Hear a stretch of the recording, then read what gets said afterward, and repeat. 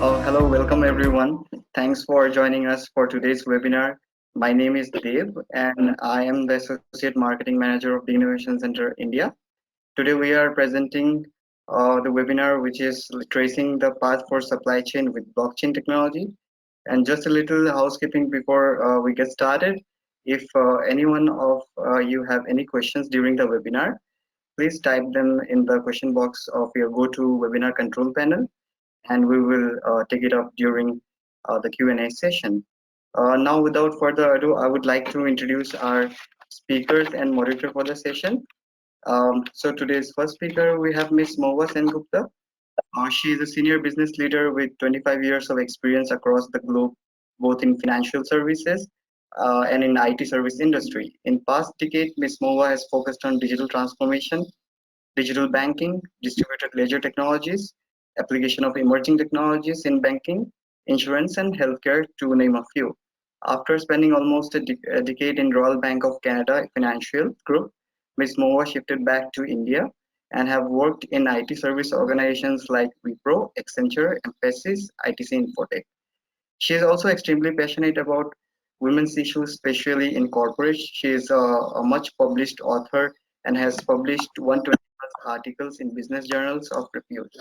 Ms. Mova is also extremely passionate about theater, and together with her husband, she co-founded a venture, a banner for theater and enthusiasts, in 2014. Ventures have produced three full act plays which have been staged in various prestigious auditoriums in Bangalore and outside. Academically, Ms. Mova is an MA in economics and an MBA in finance, and is also a certified general account of Canada. Most importantly, she is a mother of a 14-year-old daughter. We welcome you, Ms. Mova. Thank you. We have our second speaker, Mr. Anuj.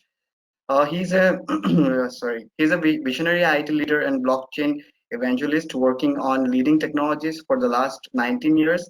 He has vast experience in IT solutions, designing and development, service delivery, process reengineering, account management, transformation, client management, etc. His achievement includes building Japan IoT in India from scratch and achieving 400 plus FTE live in a short time. Mr. Anuj has a keen interest in blockchain technology and is an IBM certified blockchain consultant. He has successfully designed several blockchain applications on Hyperledger and Ethereum platforms. He is also a blockchain coach and has trained hundreds of technology professionals in the revolutionary technology. He is currently working on developing an end-to-end blockchain-based technology solution in the medical domain and education sector. We welcome you, Mr. Anuj. So coming back to our third speaker, Mr. Fernando. Mr. Fernando Santiago is the strategic leader of the All Parliamentary Panel Group on Blockchain and in the Blockchain for Government Council. He possesses 12 years of experience in project management and technology application planning. He holds a master in logistics and supply chain from Cranfield University and a master engineering in civil engineering from Alfonso Savio University, Bachelor of Engineering again in civil construction at Salamanca University. He has done executive education from IESC Business School and is certified as Prince 2 practitioner. We welcome you, Mr. Fernando. Thank you very much. We have Here with all of you. Thank you. So we have our moderator for today's session, Mr. Subburao Jayanti, known as Jay. He's a thought leader who has assisted companies to reach new horizons that put them on par with the rapidly evolving innovative technology sector. He focuses on ideas that affect new age societal and sustainability challenges to be solved with innovative entrepreneurial responses to them. Mr. Jay specializes in corporate innovation, emerging technologies, disruptive innovation, new digital business models, and digital transformation. Mr. Jay is also the founder and CEO of Growth Grids Advisory and Consulting, which nurtures startups and supports established corporate organizations in innovative technology sector in India and Australia and New Zealand region. We welcome you, Mr. Jay. Thank you. Yes. So, yes. Yeah. Thank you, Dave. Thank you for the introductions, and then thank you for all the experts on the board. So today, I welcome all the participants and then thank the participants for joining Big Innovation Center's the blockchain webinar series. This is the third of our continued journey on blockchain monthly series of webinars. Today we have the proud privilege and the opportunity to have expert panel committee who are going to give their knowledge and experience of tracing the path for supply chain using the blockchain as a framework. I think it's going to be very interesting and very learning for most of us. Uh, all three of them has possessed significant research activity and work experience in articulating the possibilities of implementing and adopting blockchain in specific to supply chain. My colleague, Mr. Fernando from BIC UK, specifically specializes on supply chain technologies in his academia as well as the research. So I'm very excited to really ask as many questions as possible for all the expert panel today. And Mr. Anuj is an evangelist and innovator, and especially working relentlessly on supporting blockchain and the possible solutions emerging out of adapting blockchain. Ms. Moha Sen Gupta has been a champion in banking sector reforms and then implementing financial processes, and she will also share with us her experiences of implementing the blockchain, not only limiting to the financial sector, but also onto the other sectors such as pharmaceuticals and healthcare. So it's going to be very interesting. So all the participants, as they are joining, we will continue to, welcome you to really put across your questions that we would be addressing after 60 minutes of the session, which is going to be 5:30 onwards. The session is going to be delivered by all the three expert panels, and in between the sessions, we would like your poll opinions. So please feel free to address them. So before not taking too much of time, I would like to really, address specific, the the kind of daunting questions that what we want to explore in tracing the path for supply chain with the blockchain as a emerging technology. So I look forward to you, Ms. Moha. This is what are the criteria for evaluating and adopting of blockchain in supply chain industry? Your views to start with. Sure. So let me start by introducing blockchain. What is it? It's nothing more than a specific type of database. And how is it different? It's basically the data is stored in blocks and they're chained together. So it's sounds that it's as close to its name as possible. Now, what are some of the key features of blockchain? If we have to evaluate what are the criteria for adopting blockchain in supply chain industry, first let's understand why would we? It has been continuing without blockchain. So what does blockchain give in addition?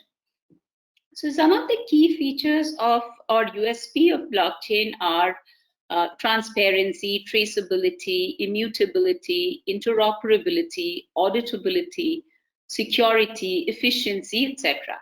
Most of it is very clear to everybody. These are just English words. Immutability is basically when you cannot rewrite or change anything, which is something we keep doing in other codes.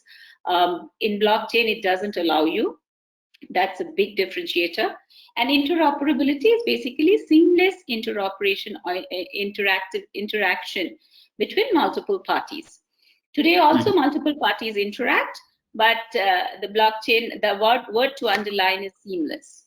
Now with all these as the key features, we would like to understand when or why does supply chain become a good use case for blockchain? Now, when you go and assess for a client that whether they need to implement blockchain in their business in a particular area and whether that area is appropriate for a blockchain implementation, 4 key guiding factors that we use, I have personally used, and this is something that I have used as a Bible for any kind of blockchain implementation suggestion or consulting. Number 1, when there are multiple parties involved. If it is just 2 of us interacting on something, exchanging something, blockchain may not be the most appropriate. 2 or 3, it may not be the most appropriate. As the number of parties increase, as it becomes more complex, blockchain becomes more applicable.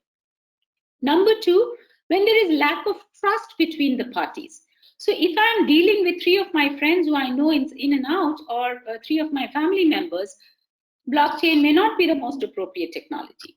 What happens in supply chain? Yes, there are multiple parties involved, and there is a lack of trust because you wouldn't know. As it becomes more and more complex, you wouldn't know all the parties that are involved in it. So there is definitely a lack of trust between the parties. If it's a very simplistic business where, say, my raw material comes from one vendor and I supply my products to one particular store, and that I have been doing for 30 years, you need not use blockchain. So only when it is complicated, multiple parties, lack of trust, and we also need, when there are multiple parties and there is a lack of trust, we would need continuously refreshed data. So at any point in time, I would want to know where is the product that I'm expecting. Say somebody has delivered it, I, as the final recipient, I would receive it five days later. I would want to know after it has left the delivery shop, where all it has gone, who all have touched it, what all they have done to it. So in order for me to do that, what is it that I need? A continuously refreshed data. This is not possible otherwise, because when there is no blockchain, how would I know on a daily basis, or I won't even say daily, on a real-time basis, that what is happening to the product that I'm expecting the delivery of?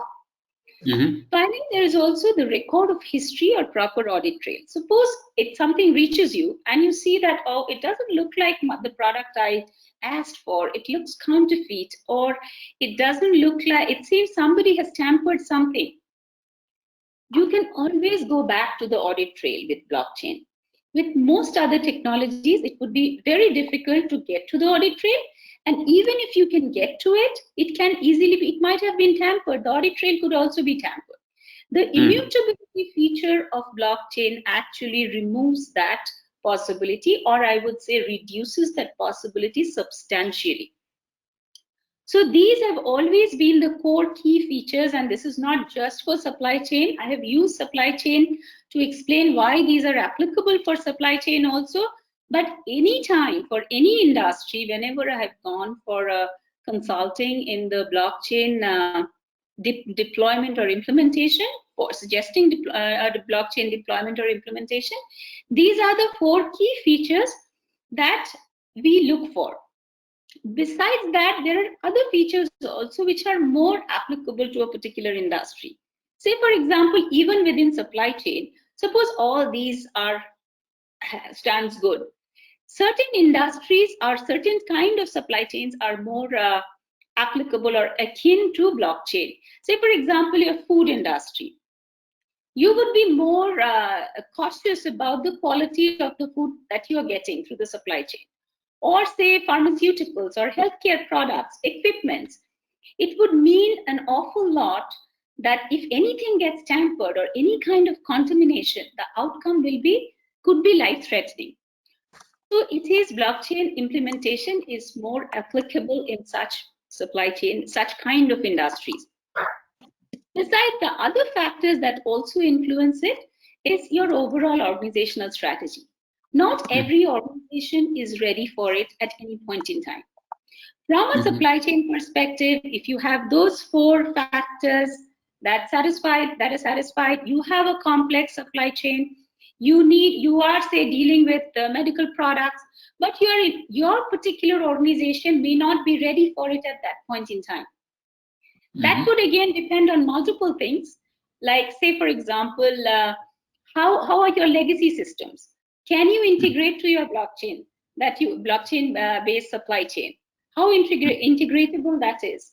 Or what is your role? What is the technology roadmap that you have for the next so many years?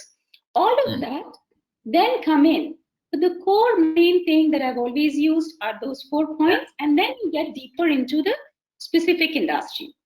Sure. But there is no doubt that blockchain is going to completely, it has already started, it's going to completely revolutionize the supply chain industry. And very recently, World Economic Forum has said that the just trading will increase by as much as $1 trillion. If we can remove the barriers of this supply chain by using any kind of distributed ledger. They haven't specified blockchain. There are multiple others also. But of course, as we know, blockchain is the most popular of those. So to me, these are some of the key areas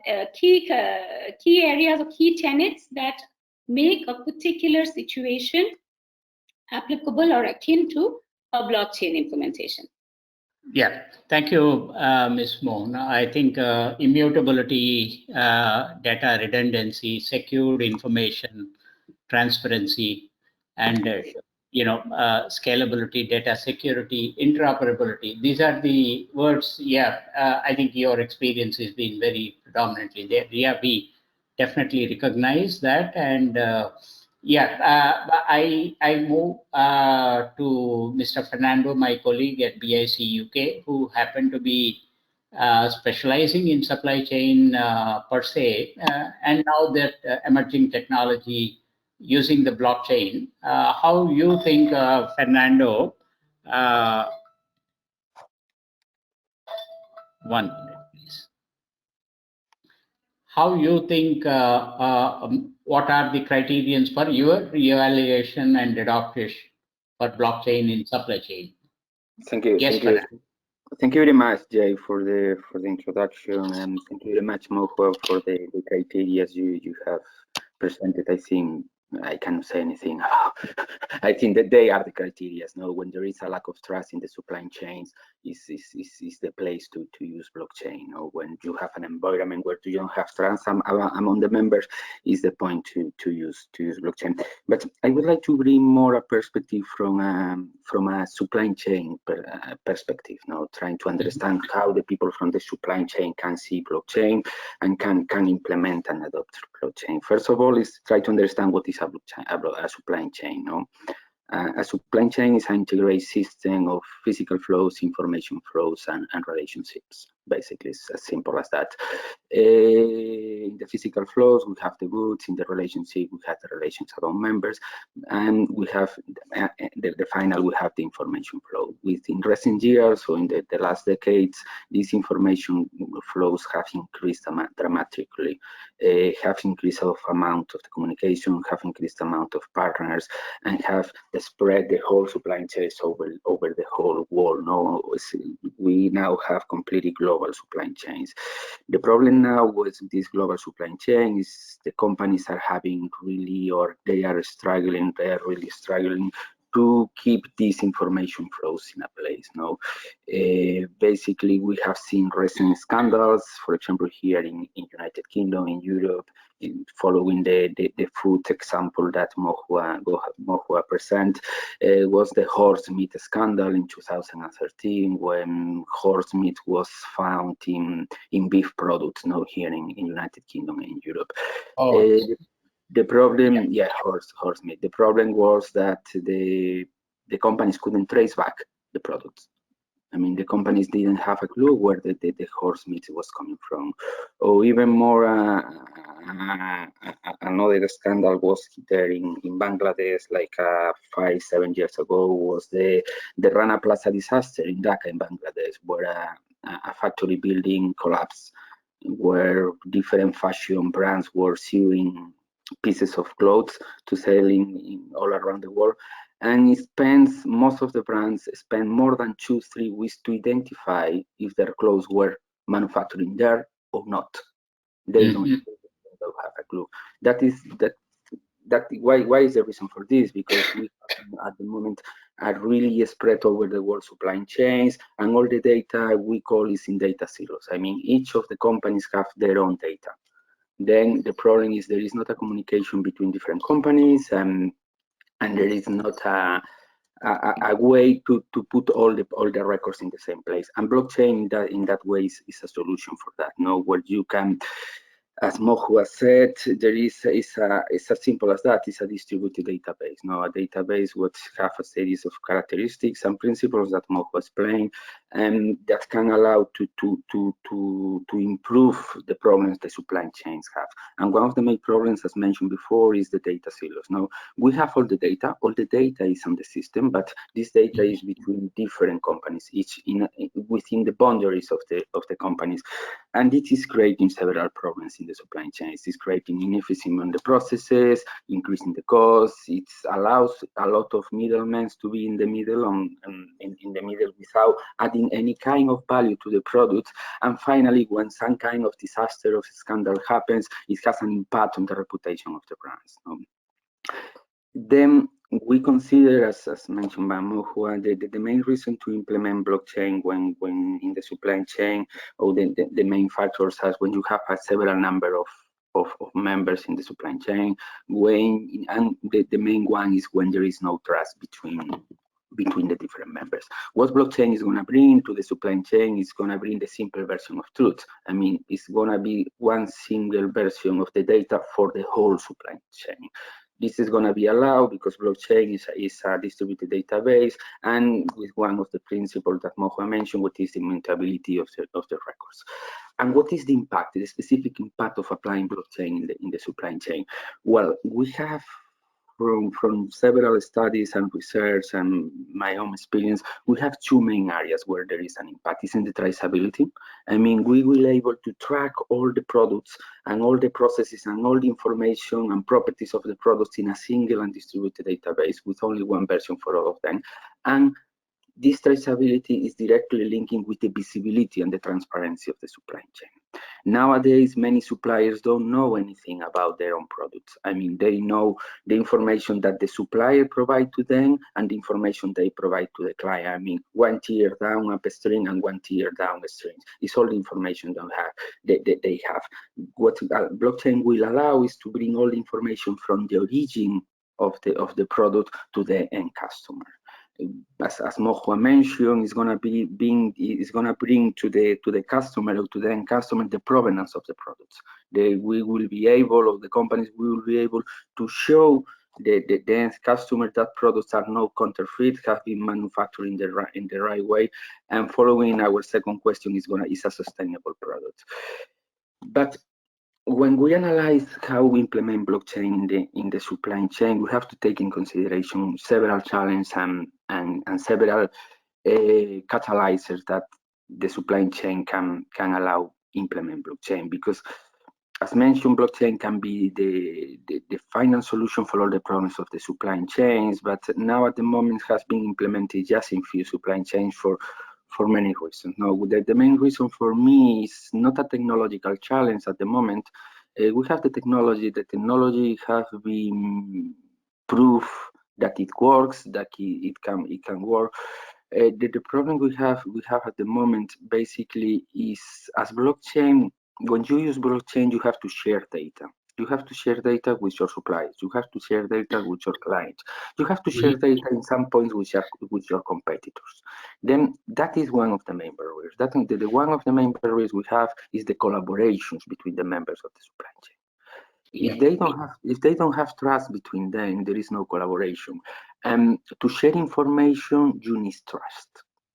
Yep, and we recognize Fernando. Yes, absolutely. I think we are going to explore more about the possibilities. I think you have touched upon the critical points that could be the blockchain would be the next renaissance and technology revolution in moving from a silo management to a community management of data, if I understand you correctly.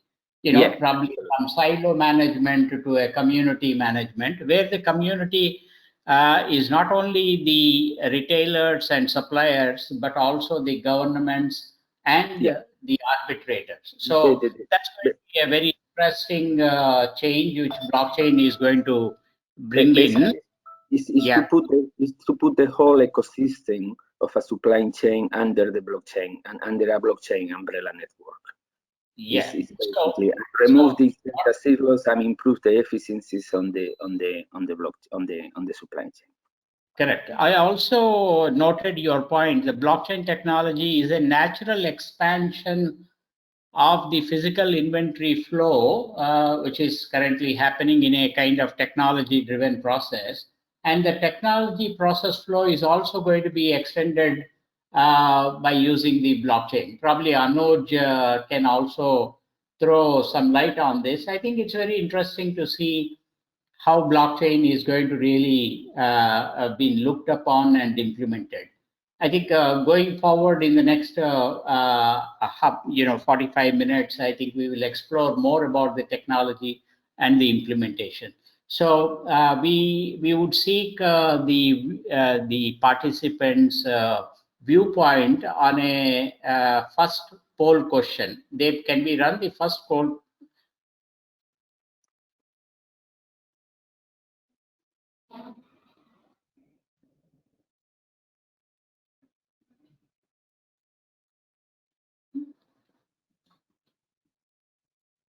So I think the informed participants do recognize the adaptation of blockchain in supply chain will increase the traceability, which is the predominant criterion, which silos way of working without not transparent collaborative manner. I think 50% of the votes has been given to see the traceability. And secondly, it also improves the visibility and compliance. That has been predominantly been, very surprisingly to all our experts, engaging stakeholders. I think our participants have only restricted to 4%. I think maybe because everybody has moved more towards traceability, but I think that's also a point which is counterbalancing. Yes, Dave.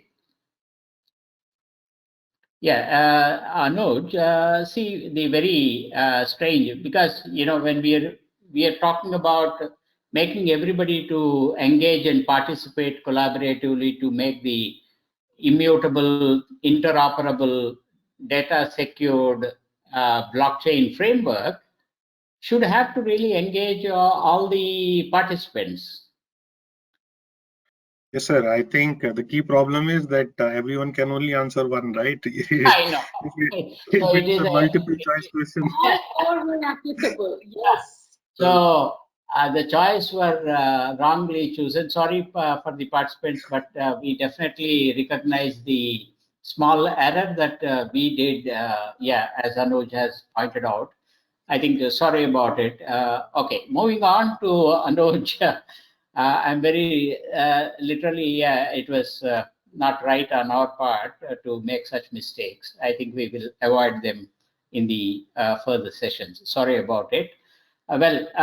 We understand the matured audience recognizing the traceability and improving the transferability.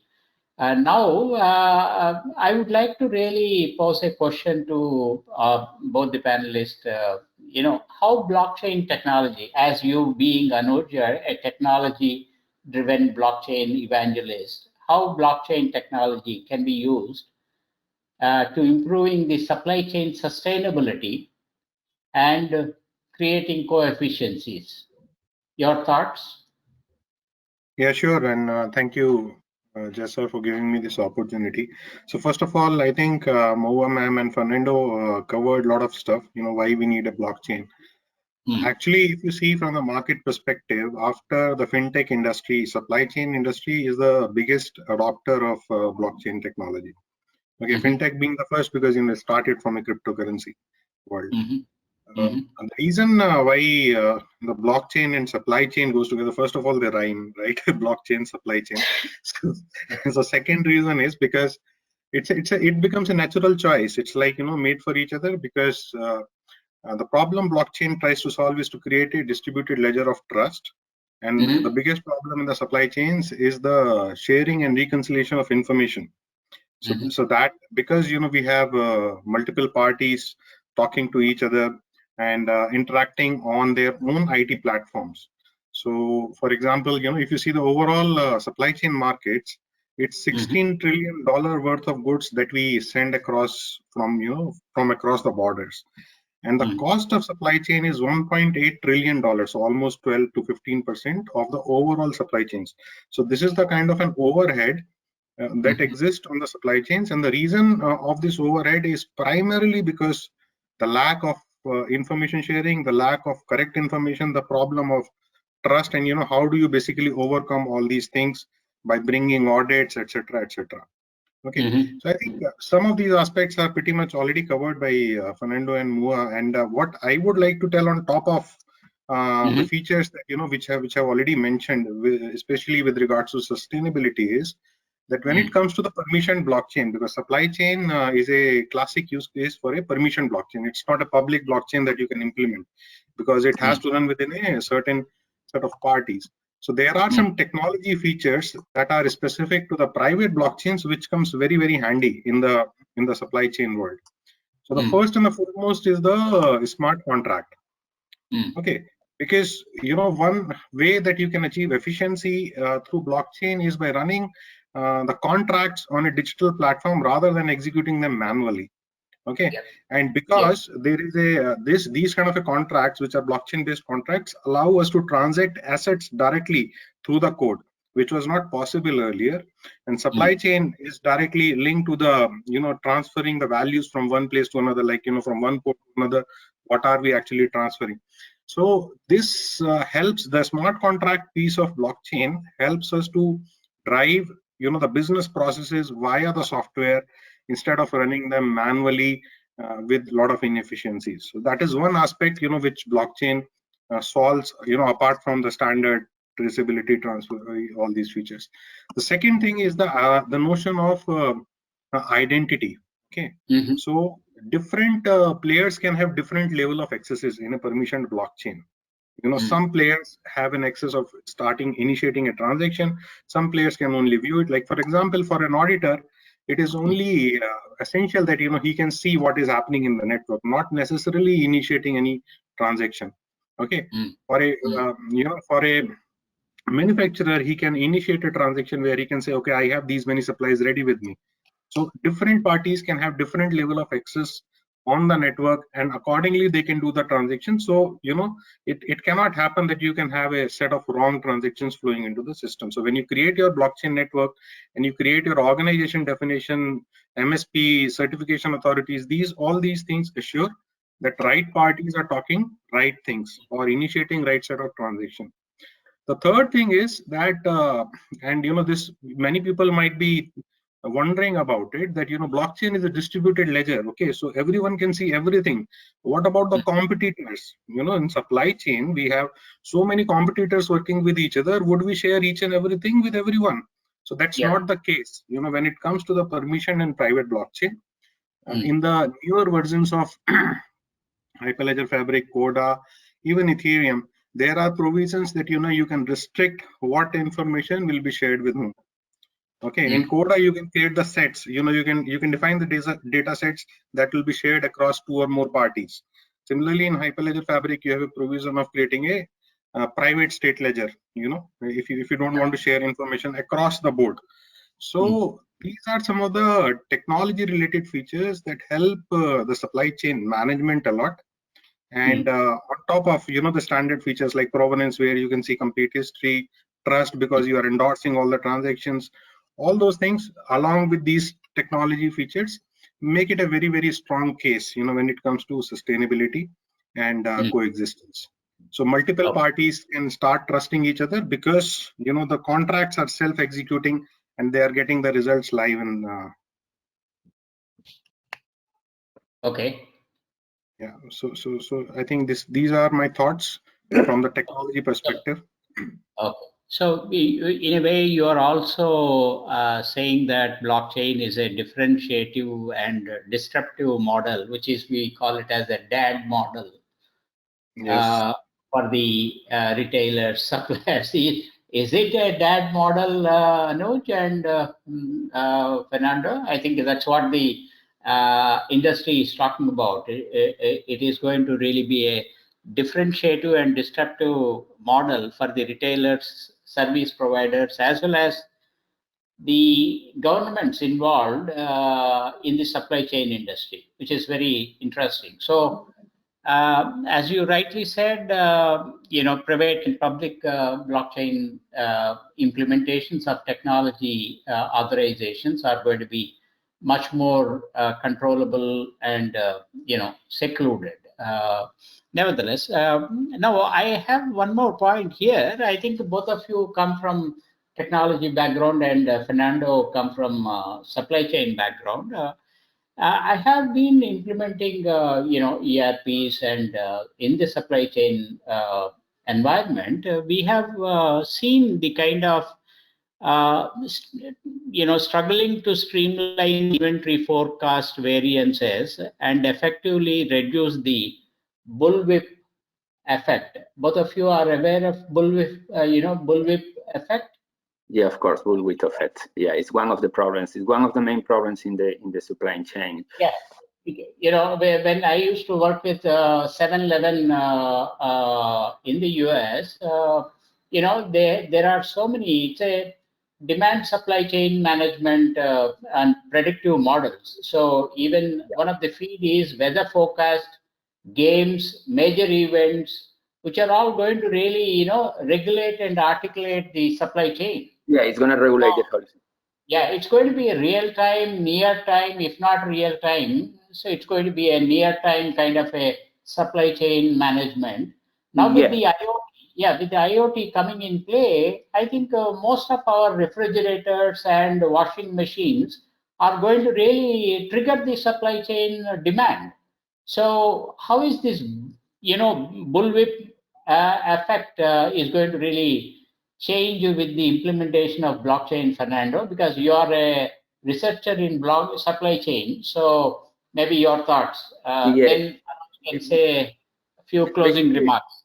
Let's try to understand for the audience what is the bullwhip effect first. I mean, the bullwhip effect is when there is some uncertainty in the supply chain. Some of the members of the supply chain reacts to cover that uncertainty. Now, for example, if there is a lack of supplying, I don't know, in vaccines, what it might the end customer does, instead of order 100, they order 300 in the supply chain, because they are not really sure if they are going to receive the 100 they are going to order, and then what they do, they increase the order.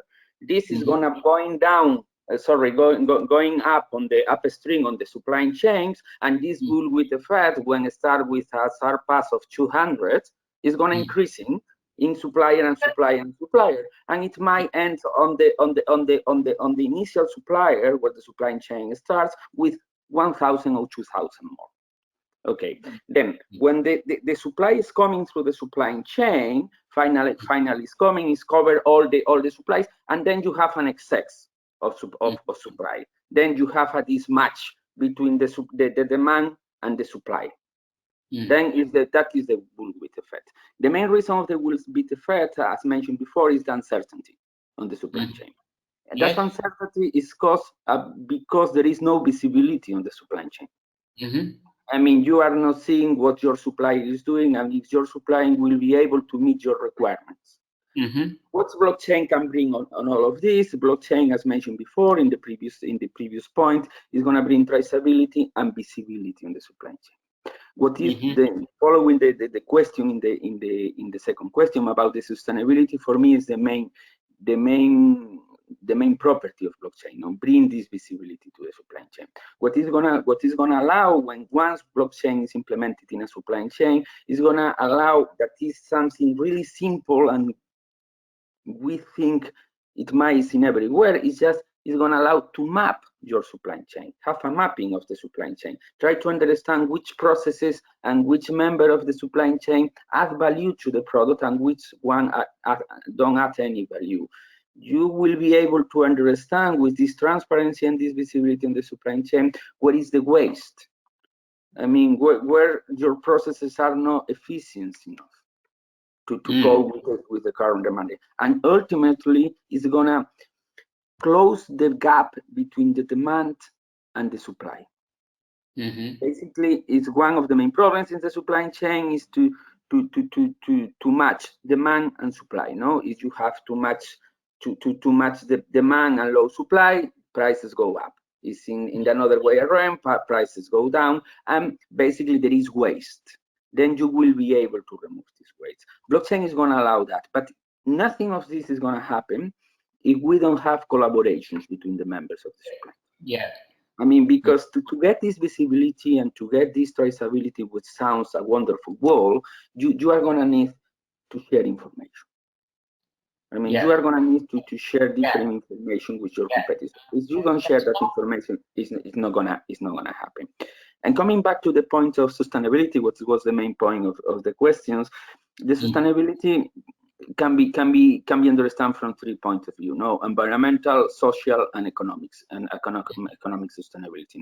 I think blockchain can have an impact on the three of them. When we are speaking of environmental, as mentioned before, we are speaking of remove waste, remove too much production from the supply chain. There are some supply chains, for example, in Europe, the food supply chains have a waste around 20 and 30%. 20 of the 30% of the food produced in Europe are waste, going to the bin directly. I mean, that is the main reason of that is we are not able to match demand and supply. Blockchain will allow that. Blockchain for me in terms of sustainability is also to boost one industry, let's say one industry, is the circular economy. I mean, nowadays we are getting used to buy used things here. To recycle the things, to get a new use for all the stuff we have, instead of buying, use, and throw away. It seems blockchain can have a main role in this new era of circular economy, where you can see the traceability. When you are going to a second-hand market, you can prove the authenticity of the product you are selling. If you want to sell a watch, if you want to sell a car, well, it's not the case of the car, because you can prove that it's a brand, But if you want to sell clothes, you can prove, blockchain will allow you to prove the authenticity, the provenance of the product, which is gonna boost the second-hand market. Then, in terms of sustainability, I think it's clear it's gonna have an impact in all of them, as well in the economic side, because you are going to reduce waste, you are going to reduce middlemen, and you are going to increase the efficiency. But all of this is going through mapping the supply chain. Something as simple as to map a product, to put in a paper where the product is coming from, the different suppliers, the different process, what's implemented, different distributors in the product. You don't have that information now at the moment. Then blockchain will allow that, but it will not be possible if there is no collaboration between members, or if there is not a minimum trust between the members.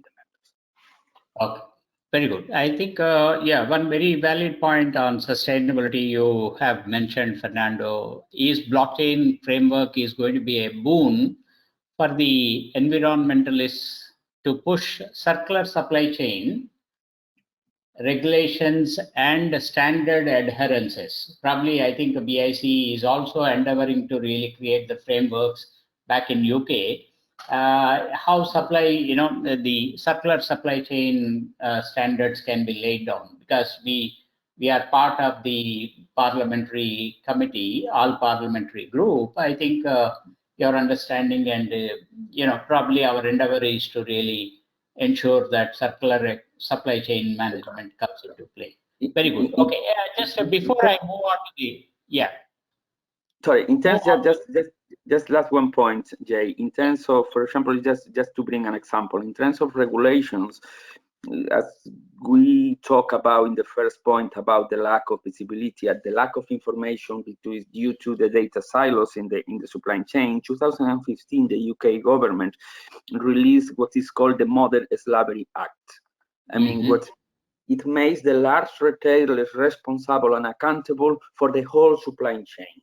Yeah. For what is, I mean, if there is any children labor in the supply chain, they will be responsible for that. It doesn't matter if it's in UK or it's in the origin in Asia or in America or wherever is the product manufactured.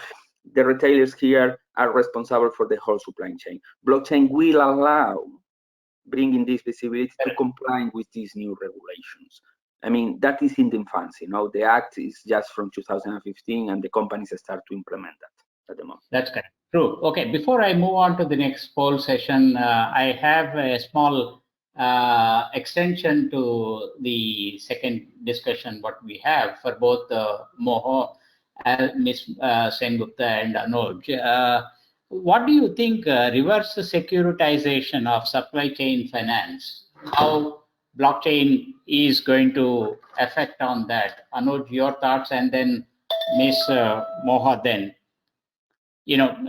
Procure to pay process, notarization, especially Anuj, notarization is going to also ensure the participants can able to really, have a near time processing with the adaptation of blockchain. That is what we call it as a reverse securitization. No, absolutely, sir. I think one of the key aspects which will make sure that this happens is the process of vetting and endorsements that we have in the blockchain system. Because the right parties can certify right set of transactions. You can even form a group of endorsers from different organizations coming together, agreeing on a particular value, and then mark it as a valid transaction in the ledger. So these features basically allow us to make sure that everyone agrees, participate in the system, and endorse the transaction before it actually goes to. And that is why it is known as the ultimate truth, or the true copy of the data. Correct. So yeah, as Mohua, I think you are in the financial sector and your expertise is happen to be in this. So notarization and financial processing, either through smart contracts or purchase order clearance, settlements and business processing. How do you think blockchain is going to substantially reduce the cost of ensuring timely manner to adopt the supply chain efficiencies?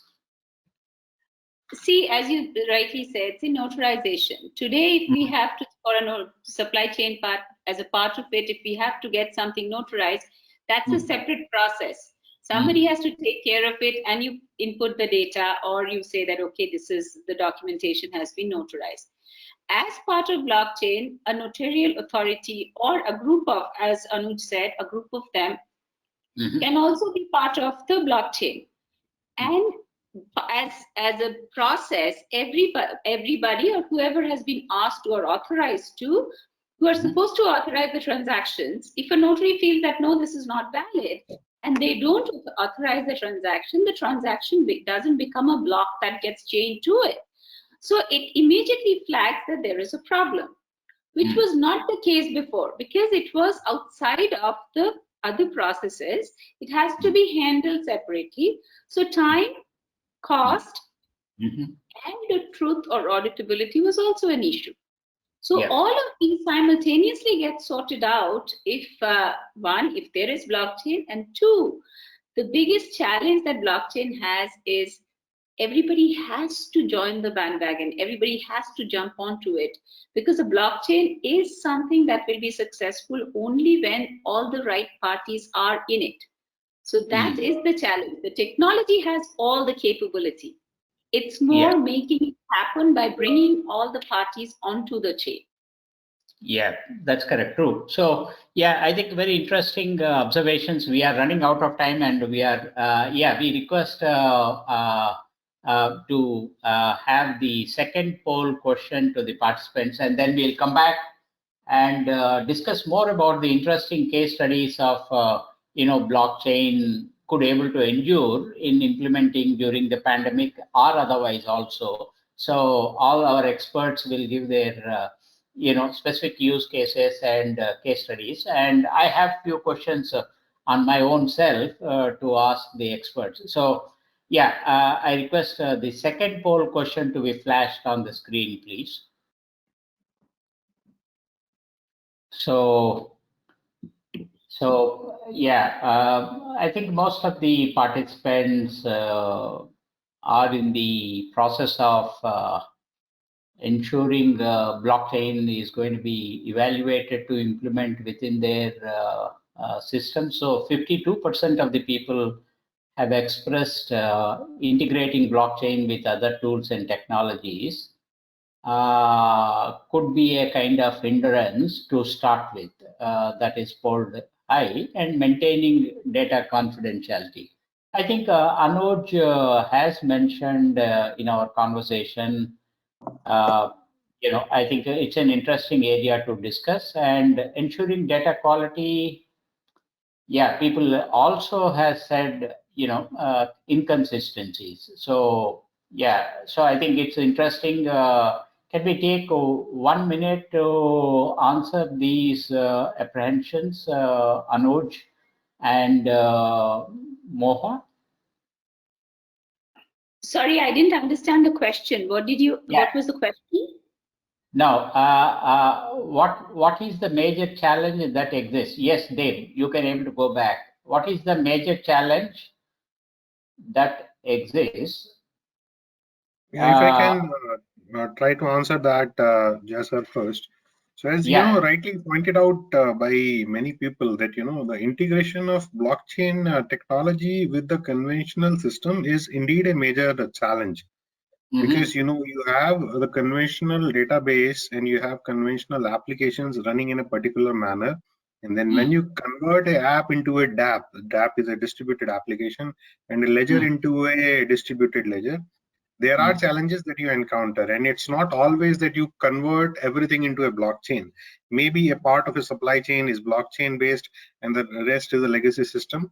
So you have to define the integration points on what information of a distributed ledger you are sharing with the legacy application and vice versa.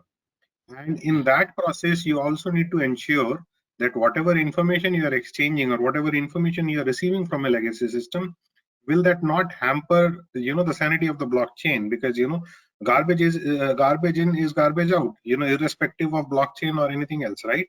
So so integrating with the legacy system is indeed a challenge, and there are various research, there are various papers, there are various forums in which these things are discussed. Blockchain obviously have provision where you can send events, whenever you say, for example, if you are creating a system for a voting application, whenever there is a vote, that event will go to the election commission also, so that they can update their website. But it is indeed a challenge that exchanging information back and forth. The second is the data integrity and the sharing of information. I think there are a lot more new standards that are already there, which takes care of all these apprehensions. But indeed, if you look from a classical blockchain example, where everything is on a distributed ledger and everything is available to everyone, the only accountability or the only secrecy is your public key, not having your direct identity, but a pseudonymous identity of having a public key. But all these challenges are being taken care in the newer versions of private blockchain, and especially the ones which are being used by the corporates. The third thing is that there is a challenge with respect to how the data can be maintained and sustained, because blockchain is an ever-growing list of information. When it is growing always, then how do you basically, will it not slow down the entire set of transactions? How big storage you can have, which can have all that information in place? So there are now standards that are coming, which also lets you archive the information with the organizational archiving policies. So all these are kind of research topics in various people are working, and the new standards of blockchain technologies are taking care of some of these apprehensions. Okay, so as this is a emerging technology implementation, blockchain framework is going to definitely bring in transparency, immutability, and data security. But looks like the corporations have already invested huge billions of dollars in their own legacy systems and then self-developed applications to run their businesses. So you recognize integrating blockchain framework with the data to in a global open environment would require some more time to see it will easily and maintainably integrated. Yes, sir. So basically, it takes time, first of all, to integrate, and then the newer standards that are coming for the integration helps us to do the adoption, the integration better. Till now, what is happening is when you talk about integrating with the legacy systems, it takes a lot of time and effort to do that. Because in order to build the same level of trust and transparency with the legacy data in the blockchain, it's always a challenge to do that. Okay, so Ms. Mohua, I think you've been part of implementing blockchain. Yes. So yeah, majority of our please. I can tell you that. Sorry, go ahead. Yeah, no, our informed participants have raised a very pertinent point. Maybe the framework of blockchain brings in so many buzzwords, but when it really comes to the implementation and adaptation to its fullest potential, the technological advancements are also going to be the hindrances. So how do we overcome that? And yeah, I think I can tell you that the people who have taken the poll, your participants are mostly from the technology area. So they have identified the fourth point, which is the hindrance of integrating with their technologies, tools and technologies as the biggest challenge. Based on my experience, that comes as a second step. It goes up to that discussion only when the business people or business heads are ready to even look at blockchain. And they are not, and the biggest hindrance for those people are your third point. So to me, if I had to poll, I would have ranked the third one because highest, because the biggest challenge that most organizations have in their mind, without knowing all the regulations that Anuj was talking about, that there are regulations that are covering it, the general perception is, how do I maintain my confidentiality? That is, to me, for the business heads, the biggest mind block that they have is that how do I maintain my confidentiality? How do I manage my USP as against my my competition? At the same time, they also need the competition. Say, for example, millions of dollars have been spent by many banks across Europe and US to actually, and I'm sure it's the same for all the pharmaceutical companies who spent millions of dollars to run POCs, and technologically they have proven it. But still, it is not becoming pervasive because they need more people to jump into the blockchain.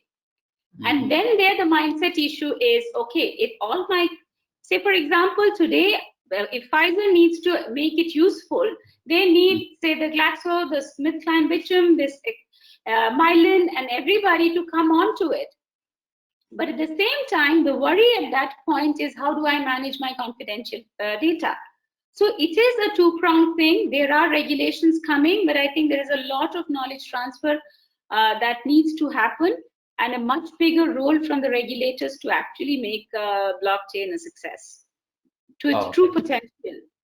So yeah, I think there are going to be a kind of these. I think our monthly webinar series will really inform our participants if they sustain to be with us, so as to keep up with the new regulations and then adaptations. And Anuj can also bring up the new technological advancements in integrating their legacy systems or their current enterprise resource planning applications. So now I think in the interest of time, I will go on with the kind of, the case studies of how blockchain has boosted the global supply chain, not only during the pandemic, but also otherwise also. And before I ask this question to all the three panelists, I have one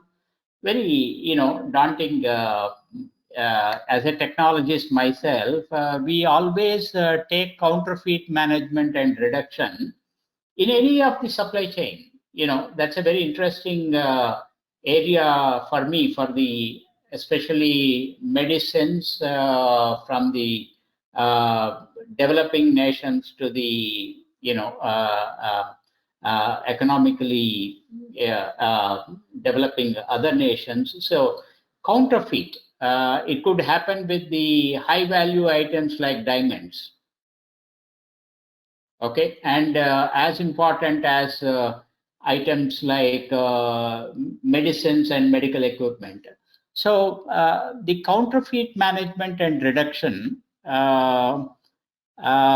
with the disruptive technology of blockchain, Anuj, you think blockchain can throw light on that to reduce and then make it minimize? Yes, of course, Jessar. I think with the property of having a clear traceability. So let's take an example. In this COVID time, everyone is apprehensive about immunity, health, and what food they are consuming.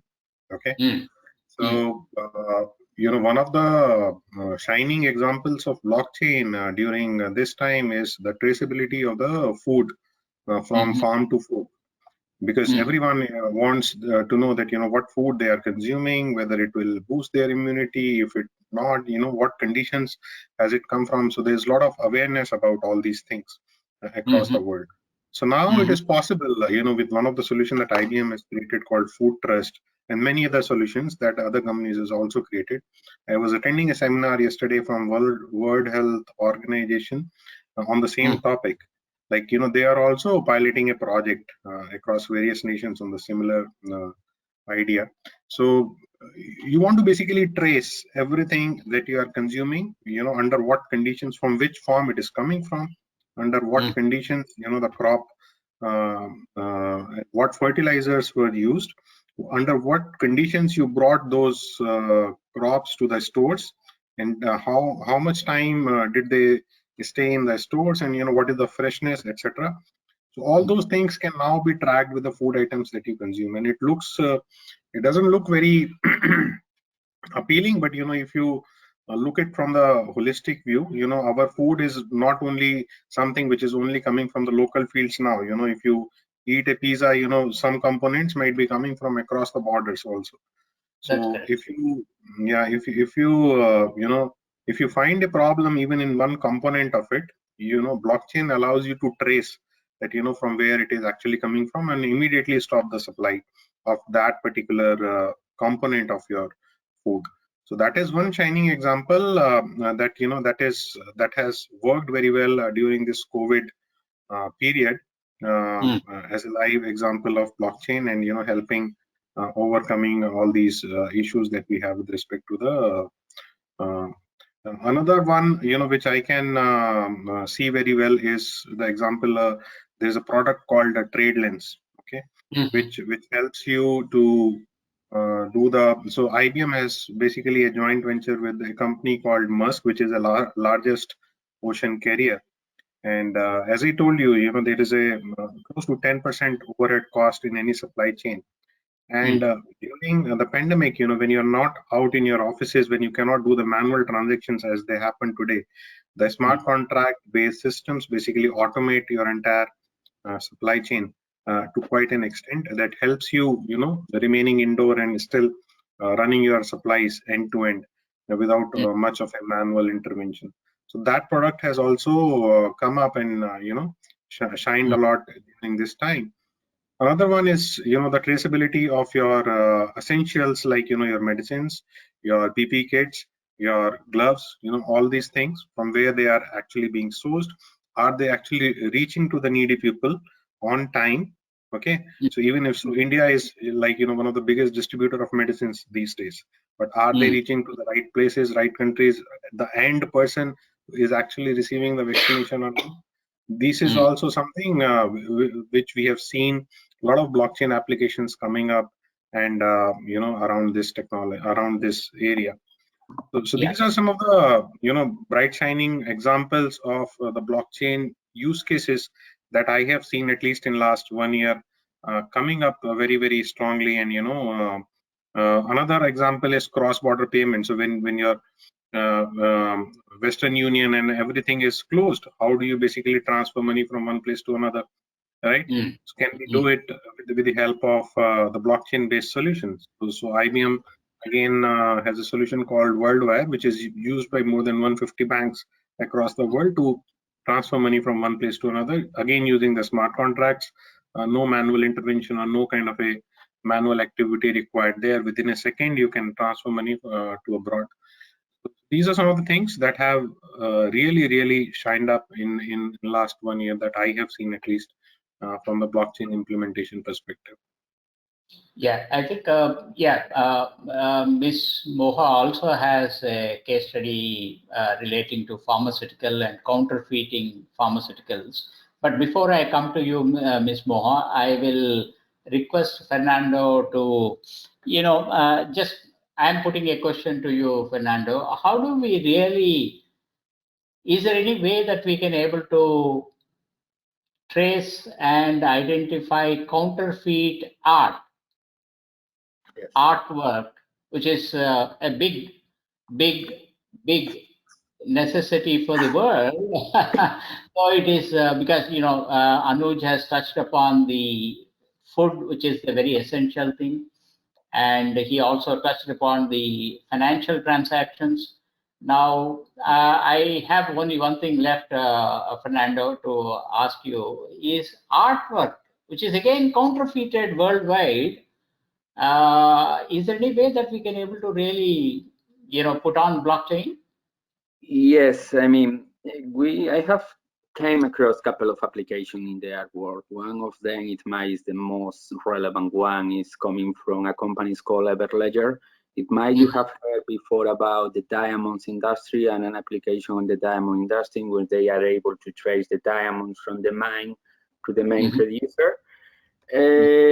What basically they have done is they have set up a blockchain where they put all the records and they follow, they have the digital twin of the diamond on the blockchain, and they follow the diamond and all the processes and all the properties and information. Then you can trace back the diamond in second, and you can see the provenance, and it's coming from illegal mining or a legal company. No, what they are trying to do is, in terms of sustainability, they try to remove they call blood diamonds, which is diamonds that have been mining in illegal mines. They have developed an application for art. It's exactly the same. I mean, the author or the artists put the digital twin on the blockchain, and they follow all the value chain, or the, let's say, the custodian chain, what is the different owners and what are the different movement of the art. One of the main issues they have at the moment, I mean, for example, if we compare the use case of the diamond industry, is how you tag the physical assets. You have the digital twin, it is the representation of the asset in the digital wall on the blockchain, and you have the physical assets. In the case of the diamond, it's really easy because you don't need any kind of tag. Why you don't need any kind of tag? Because when you put a diamond in a kind of machine where you put a light through the diamond, the reflection of that light of the diamond is unique. I mean, it's like each diamond have an ID. Then it's quite easy to link digital and physical. In the case of the art, you have to look for a kind of IoT to link this digital record to this physical record. We have seen this, I mean, bringing another example, we have seen this on the wine industry. On the wine industry, in really expensive wine, they want to show the provenance of the wine, What they do is they track the wine, the bottle of wines is the origin to the end customer. What's the problem? One of the first solution was to put a QR code on the bottle. Then you follow up, But the thing is, someone decide to refill the bottle. Then in some way the system, what they have developed is a kind of cork with an IoT where when a bottle is open, this is reflected on the ledger, and then that bottle cannot be reused. Yes, as mentioned before, and you're following your question, in the art is possible. There are 2-3 use cases at the moment, and the people is trying to develop, because as you mentioned, it's a really lucrative business. But as mentioned, and following, sorry to come back to the point before, all of this only gonna be possible with the trust and the collaboration between the different companies in the supply chain. I mean, blockchain is not a technology that a company can buy by itself, implement it in their own company, and get the most of it. It's not possible for that. You need the collaboration between the different parts of the supply chain, competitors, suppliers. You need the collaborations for the whole life of the product. That companies need to realize is they have to share information. They have to trust each other. There is one thing I would like to bring. Competition, when we understand about competition and disclose records to our competitors, competition, I think, is not anymore between companies. Competition nowadays is between supply chains. I mean, you depends on your supply chain. If your supply chain is not efficient, you are going to be beat up for your competitors that belong to another supply chain. At the moment, the companies and the suppliers and all the ecosystem understand the competition is between supply chain and not between individual companies. Blockchain can have a really impact there. Well, okay. Very thank you, Fernando. Ms. Moha, will you throw your experience on the pharmaceutical industry on, how do we really track and trace? Is there any possibility on, counterfeit traceability using blockchain that would be able to really save many lives in the world, if I understand correctly? So before I get there, I'll take your previous question that you posed to Fernando.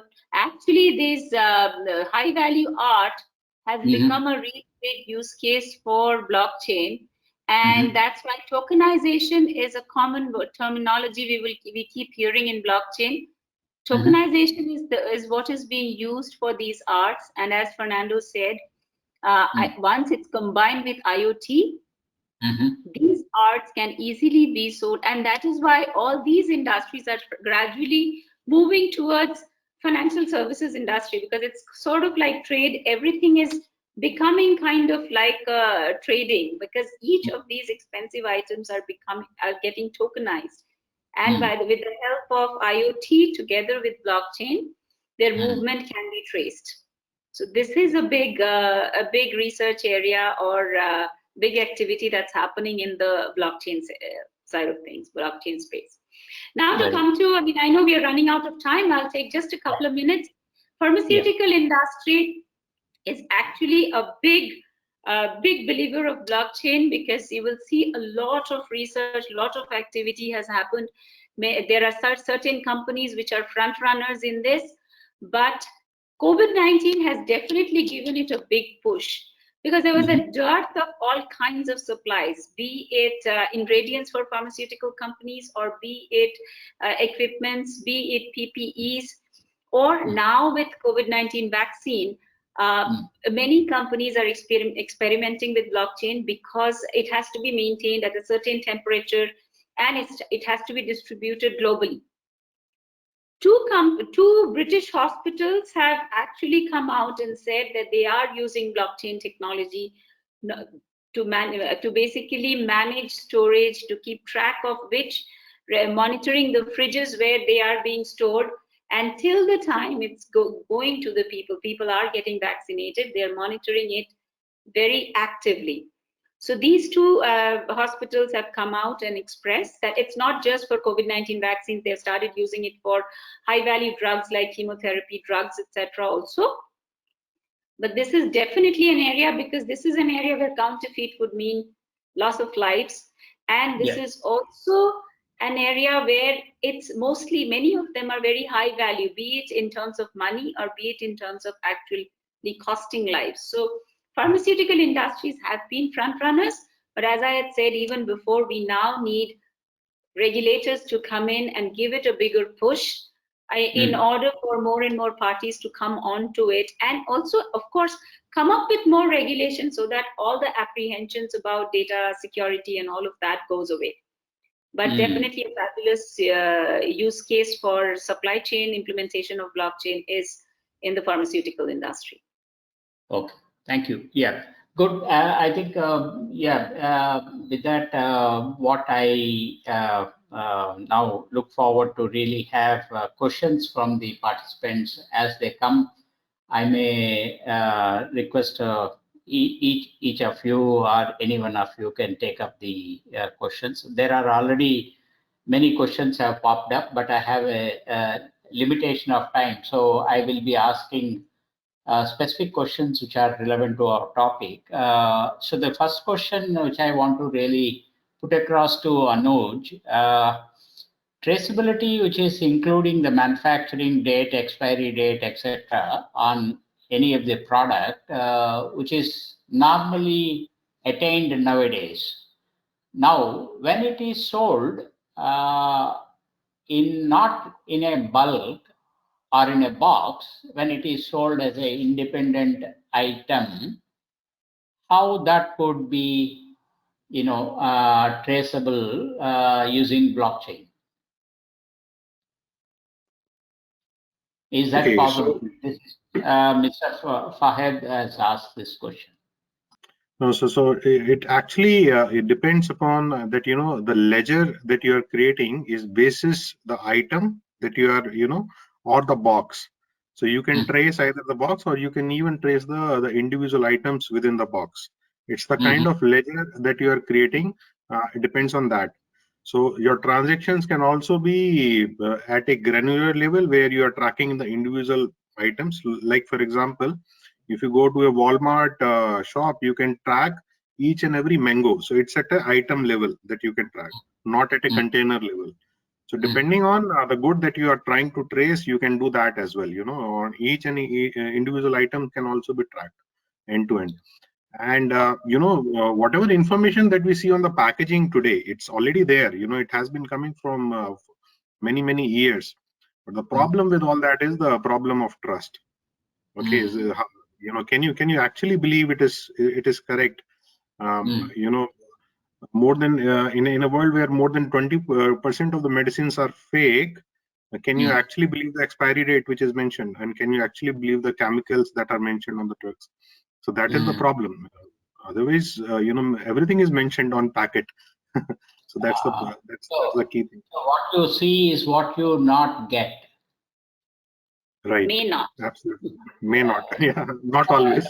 20% of the world pharmaceutical industry is counterfeited. I think it's a very sad story. This is I was chasing from for a long time to really, come with a kind of solution which can counterfeit the pharmaceutical industry. But it's as you all have rightly recognized, it's very hard to really, limit and eliminate the counterfeit pharmaceutical medicines and intermediaries. Yeah, moving on to the next question. This is from Vijay. I think this, Fernando, this is for you. Blockchain technology is looked to be a gateway for the future management of resources and assets, mainly, warehouse robots, associate skill sets. So how does the supply chain distribution center, this sharing economy can happen using blockchain? Can there be a kind of sharing economy created within the warehouses in the supply chain by having robots which will do a particular task and they are available on hire, or a particular skill of an individual who can be transparently visible so that a blockchain can be formed? Yeah, I think so. I mean, I think blockchain is going to allow the distribution of the records, is going to allow a bigger visibility of the skills and the capabilities of the people. And basically, is gonna allow to put in power the person with the skills. I mean, to develop that skills and to carry the job. Yeah, I think so. I mean, I think we are now in the really early stage now to try to understand the full potential at the moment. No, I mean, just is based on predictions, but I think so. Yeah. So Yeah, just to add to what Fernando mentioned, the smart contracts in the blockchain itself are called as the mini robots. Okay, so they are the self-executing programs, and they identify when do they need to run based on the transaction that is happening. So the integration of robotics with blockchain is already there, and the physical robots that we are talking about in the manufacturing industry are the classical examples of using transactions from an IoT-based sensors to the blockchain systems. So that integration is pretty much being explored and is possible these days. With IoT getting more. So the integration of blockchain with AI and IoT and analytics has a huge potential, because every tool is generating some or other piece of information, and blockchain can make that information secure and transparent to everyone. So that possibility is obviously there. Yeah, you are bang on that. See, the next question is to you, Mr. Anuj itself. How do the AI and blockchain will work together, or interoperability between blockchain and AI? This is from Mr. Balakrishna. Yeah, so basically, if you consider any kind of an AI system, it uses some or other form of a data. And again, what you feed to the AI system is very, very important. For example, if you have to trace, for example, where do we need the COVID medicines, in which part of the country it is needed most. Okay, you have to create a prediction system based on AI. You have to do a AI modeling and identify that which part of my country needs maximum amount of medicines. Now, how do I gather the information? And how do I make sure that the information that I'm feeding to the AI system is correct? Okay, so the historical information gathering and provenance and trust that it builds can be done by the blockchain, while the prediction models can be created by AI. Similarly, in a medical domain, if you have to find a treatment of a disease, for example, the blockchain AI integration is used extensively for treating the cancer patients across the world. So you build a repository, on a blockchain, which can be used by the AI system to identify, the root cause of a problem of a disease, and then it can even suggest, the best possible options, and that those suggestions are even found to be better than what doctors can recommend you. Oh, very good. I hope Mr. Balakrishna has been having some information. Mr. Balakrishna, you can be in touch with us if you require any more elaboration on this regard. Yeah. Okay, there are many questions. I can able to take another two questions, and the next one, which I'm just trying to open for all three of you. Is the sidechain variant of blockchain is an enabler to connect broader entities for faster data sharing, securing and authenticating and processing, such as financial network, inventory networks, or governmental networks with built-in controlled access. What do you say, Ms. Moha and Fernando? Sidechain variant of blockchain. See, there are many variants of blockchain to be. Yeah. I personally haven't worked with sidechain. Many variants of blockchain, they typically have, I mean, Anuj, if you have an answer, you can go ahead. Yeah, maybe I can. So sidechain is basically a standard by which you can connect multiple chains together. Okay, so for example, if you have a banking chain and you want to connect it with the insurance chain because you want to interact or exchange some assets, so it gives you two-way peg and a simple verification protocol by which you can exchange one crypto against another crypto. So it's kind of an interoperable standard that allows you to exchange assets between multiple blockchains. Now, what is happening in the newer versions of blockchain implementations like Hyperledger Fabric? You have features like channels, where you can define multiple networks on a single forum, exchanging different sets of values. So your one node can be a channel partner to an organization A and another channel partner to organization B, exchanging different sets of information. So those kind of interoperability standards are also there now, along with sidechains. Sidechain was invented in, I think, 2014-15, when there were no permissioned blockchain that existed. But now I think with Coda coming into the picture, Hyperledger Fabric, Sawtooth coming into the picture, sidechains are not that relevant, but still it is being used at various places. One, to exchange interoperable between cryptocurrency, and then to test new features by creating a sidechain and incorporating some of the new features in the test environment and then moving it to the production. Okay. But today, most standard blockchain products, they have, say, bankers, insurance companies, notaries. These people can easily, smoothly interoperate. Work together from the same blockchain without any sidechain involvement in it. Today, that capability is very much there. Yeah. I think if you people allow me, last question before we wind up, and so there's a last question to mainly again Anuj and Fernando, all of you can able to. How does existing frameworks such as the BIF do have specific guidelines for using blockchain distributed ledger technology in IoT, especially edge network or sensor networks? And I believe as per permissioned blockchain-based IoT forensics framework to enhance the integrity, authenticity, etc., to collect the evidence. Yeah, Fernando, would you take that? Would you like to go?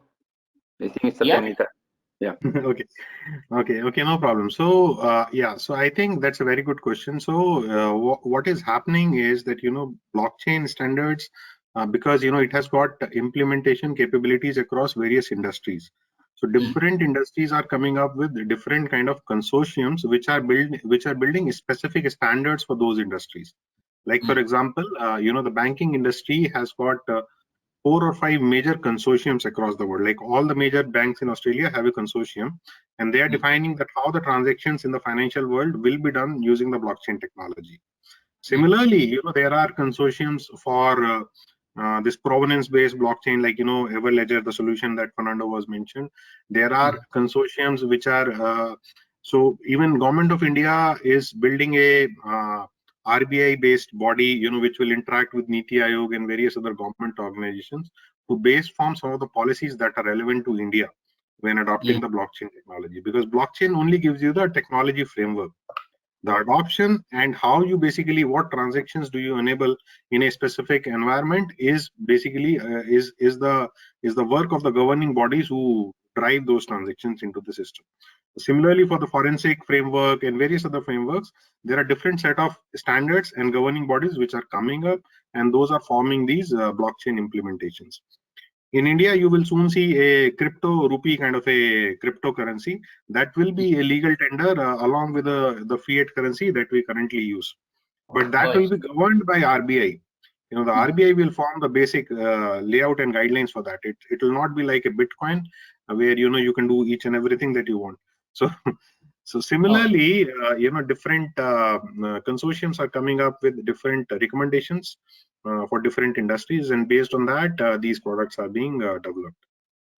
Very good. Okay, so I thank you very much, all the three experts, for your insightful and wonderful, knowledge of, today's topic of tracing the path for supply chain with blockchain technology. I think, like me, all our participants are also enriched with the experts' viewpoints and information as well as their experiences. I think I thank all the experts for consenting to this today's webinar, and the same with all the participants who have taken time out and participated in this webinar. We request you to really write to us and send us your questions if you have anything specific. Our experts and our team in BIC, Big Innovation Center in India and UK will try to answer as soon as possible. We look forward to really continue the journey of conducting this blockchain webinar series, monthly series, which are going to happen. And we would like to cover as many as critical topics in the coming months to come, and then reach out all of you. I thank all the experts, Ms. Mohana Sengupta, Mr. Anuj, and Mr. Fernando from UK for contributing and participating. Thank you so very much. And we look forward for your participation further. Thank you. Thank you all. Thank you so much for the opportunity. Thank you very much. Thank you. Thank you very much. Bye.